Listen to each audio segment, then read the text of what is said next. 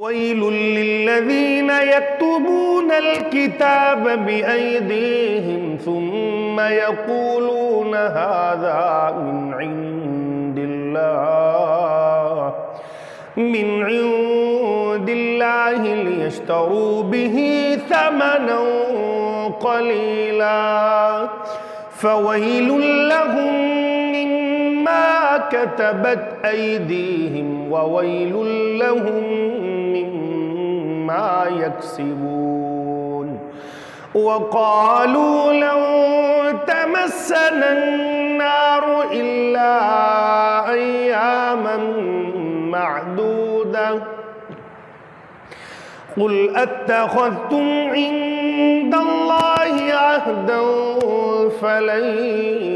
يخلف الله عهده أم تقولون على الله ما لا تعلمون بلى من كسب سيئة وأحاطت به خطيئته فأولئك أصحاب النار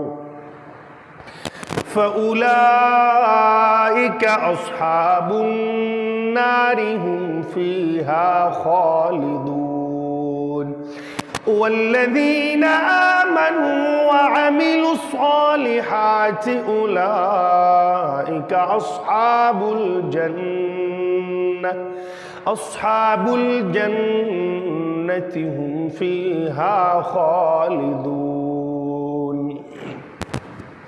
وإذ أخذنا ميثاق بني إسرائيل لا تعبدون إلا الله وبالوالدين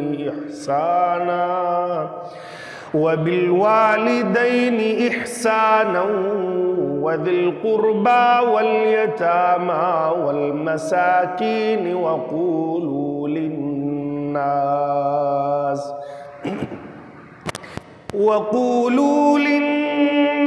حسنا وأقيموا الصلاة وآتوا الزكاة ثم توليتم إلا قليلا منكم وأنتم معرضون وإذ أخذنا ميثاقكم لا تسفكون دماءكم ولا تخرجون أنفسكم من دياركم ثم أقررتم وأنتم تشهدون